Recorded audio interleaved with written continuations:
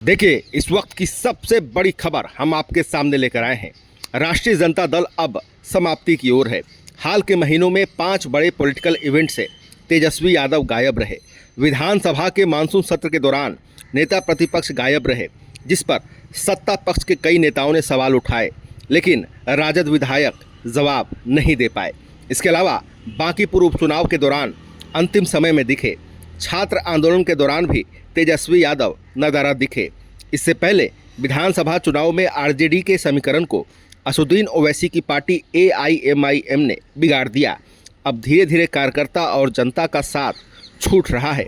Party के 25 विधायक हैं, उनमें 15 से 16 कब छोड़कर चले जाएंगे पता नहीं। मृत्युंजय तिवारी ने ये बातें कहकर राष्ट्रीय जनता दल में चल रहे भूचाल को सामने ला दिया है। तिवारी पहले आरजेडी के प्रवक्ता थे, अब भाजपा में चले गए हैं। तिवारी के बयान से अलग भी देखें तो बांकीपुर के रिजल्ट के बाद तेजस्वी ने जिस तरह आरजेडी की सभी संगठनात्मक इकाइयों को भंग किया, उससे पार्टी बचाने की उनकी हड़बड़ाहट साफ दिखी है। लालू परिवार में फूट, तेजस्वी के काम करने के तरीके और नेतृत्व क्षमता, किन 5 वजहों से राष्ट्रीय जनता दल में टूट की संभावना बन रही है, आइए समझते हैं इस विशेष रिपोर्ट में। मगर इससे पहले आपने अभी तक इस चैनल को लाइक, शेयर, सब्सक्राइब, फॉलो नहीं किया है, कृपया तुरंत कर लें। देखिए, आपको बता दें कि नेतृत्व क्षमता किन 5 वजहों से राष्ट्रीय जनता दल में टूट की संभावना बन रही है, आइए समझते हैं। पहला नंबर है लालू परिवार में फूट, घर के अंदर ही बगावत। देखिए, आरजेडी सुप्रीमो लालू प्रसाद यादव ने अपनी पार्टी राजद का नेतृत्व छोटे बेटे तेजस्वी यादव को दिया। विधानसभा चुनाव 2025 से पहले और बाद में लालू परिवार में फूट सामने आई। पार्टी पर पकड़ के लिए बड़े भाई तेज प्रताप यादव और बड़ी बहन रोहिणी में तेजस्वी के खिलाफ बगावत की। वहीं जून 2025 में लालू ने तेज प्रताप को आरजेडी से 6 साल के लिए निकाल दिया। तेजस्वी ने पिता के फैसलों का समर्थन किया, परिवार की फूट सामने आ गई। सितंबर 2025 में तेजस्वी के करीबी संजय यादव के पार्टी में बढ़ते प्रभाव को लेकर मतभेद सामने आए। रोहिणी आचार्य ने लालू और तेजस्वी को सोशल मीडिया पर अनफॉलो किया। नवंबर 2025 में विधानसभा चुनाव में आरजेडी की करारी हार के अगले दिन रोहिणी ने राजनीति छोड़ने और परिवार से संबंध तोड़ने की घोषणा की। तेजस्वी के करीबी लोगों पर गंभीर आरोप लगाए। रोहिणी प्रकरण में लालू परिवार के कई सदस्य उनके साथ खड़े दिखे। मीसा भारती तेजस्वी के पक्ष में नजर आई। अब देखिए, पॉइंट नंबर 2, तेजस्वी का कमजोर नेतृत्व, अहम मौक़ों पर गायब रहे। देखिए, विपक्ष का नेता होने के बाद भी तेजस्वी यादव के काम करने के तरीके से राजद के भीतर नाराज़गी बताई जा रही है। महागठबंधन में शामिल कांग्रेस और वामपंथी पार्टियां इससे खुश नहीं हैं। बीते मानसून सत्र में राजद के नेता विधानसभा में ठीक से बता नहीं पाए कि तेजस्वी क्यों गायब है। तेजस्वी विपक्ष के नेता होने के बाद भी मानसून सत्र से गायब रहे। सदन में विपक्षी दलों के विधायकों का नेतृत्व करने की जगह यूरोप में छुट्टी मनाई। बांकीपुर में उपचुनाव था। जनसुराज के प्रशांत किशोर के मैदान में उतरने से मुकाबला रोचक था। पूरे देश की नज़र थी। इस बीच तेजस्वी विदेश में थे। तेजस्वी ने राजद उम्मीदवार रेखा गुप्ता के लिए आखिरी के 2 दिन चुनाव प्रचार किया। नतीजा रहा कि राजद का मुस्लिम यादव गठजोड़ टूट गया। राजद को 14,263 वोट मिले। 2025 में पार्टी को 46,363 वोट मिले थे। पूरे बिहार में छात्र आंदोलन हुआ। तेजस्वी यादव जमीन पर नहीं दिखे। भरत तिवारी एनकाउंटर जैसे कई मामलों में पीड़ित के पास नहीं गए। खुले मन से पूर्व विधानसभा अध्यक्ष और पार्टी के राष्ट्रीय उपाध्यक्ष उदय नारायण चौधरी ने कहा कि एक व्यक्ति लालू प्रसाद से 3 दिन में मिलने में सफल हो गया, लेकिन तेजस्वी से नहीं मिल पाया।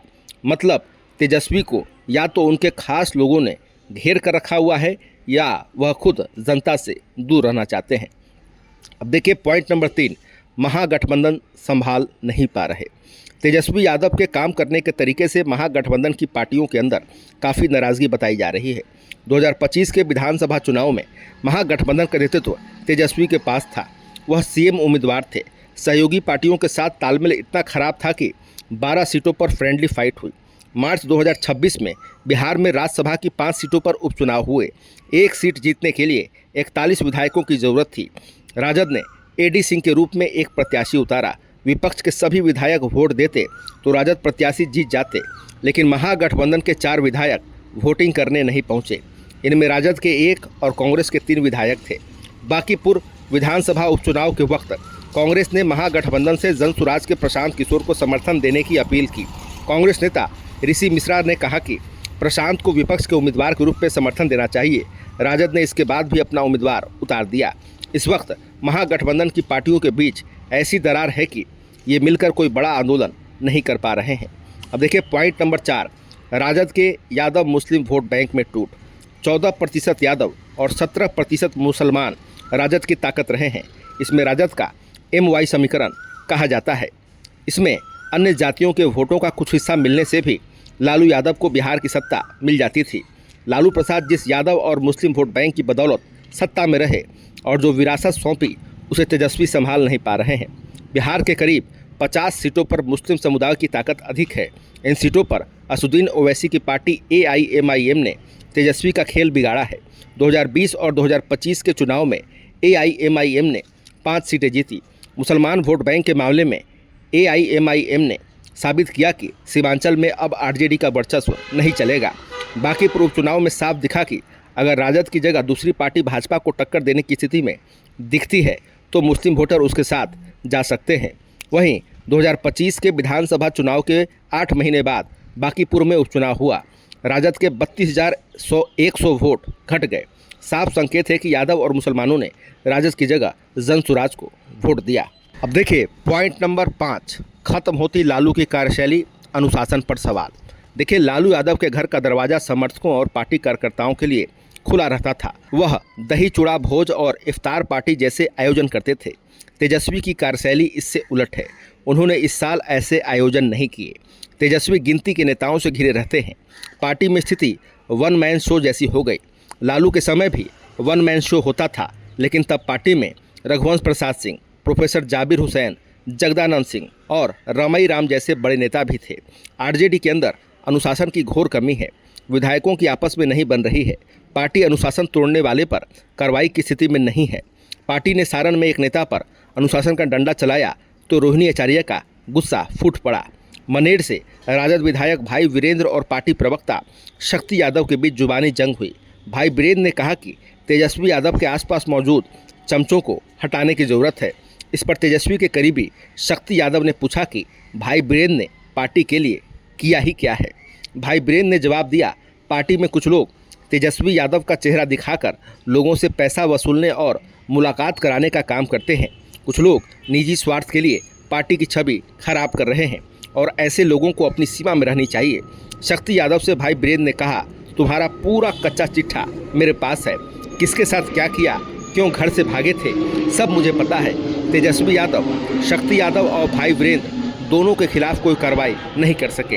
अनुशासन के मुद्दे पर घिरने पर उन्होंने पार्टी की सभी कमेटियों को भंग कर दिया। अब देखिए आपको बता दें कि विपक्ष की जिस पार्टी के पास सबसे ज़्यादा विधायक होते हैं वो विपक्ष के नेता पद के लिए दावा कर सकती है। इसके लिए विधानसभा की कुल सीटों का 10% विधायक होना चाहिए। बिहार में विधायकों की कुल संख्या 243 है। इस तरह राजद को विपक्ष का नेता पद के लिए कम से कम 25 विधायक चाहिए। इस वक्त राजद के पास 25 विधायक हैं। अगर 1-2 विधायक भी टूटे तो तेजस्वी की नेता प्रतिपक्ष की कुर्सी खतरे में होगी। माले विधायक संदीप सौरभ ने हाल में बयान दिया कि तेजस्वी यादव बिहार की राजनीति से आउट हो चुके हैं। उन्हें सड़कों पर उतरना होगा, खुद को अब बदलना होगा। वहीं देखिए RJD के प्रदेश प्रवक्ता शक्ति सिंह यादव ने पार्टी में टूट की अटकलों पर कहा, बीजेपी की तरफ से किसी मंत्री, विधायक या प्रवक्ता ने बोला है क्या? कोई कुछ भी बोल देगा और उसको आधार मान लीजिएगा तो कैसे होगा? राष्ट्रीय जनता दल कोई साधारण चीज़ नहीं है। जिसने भी राजद को हाथ लगाया ज़मीन दोज हो गया। इतिहास इसका गवाह है। तो फिलहाल खबरों में इतना ही। बने रहिए दिलचस्प बड़ी खबरों के लिए द लीडर के साथ। आपको हमारा वीडियो पसंद आया हो लाइक शेयर कमेंट जरूर कीजिएगा। आपने अभी तक इस चैनल को सब्सक्राइब फॉलो नहीं किया, कृपया तुरंत करें। धन्यवाद।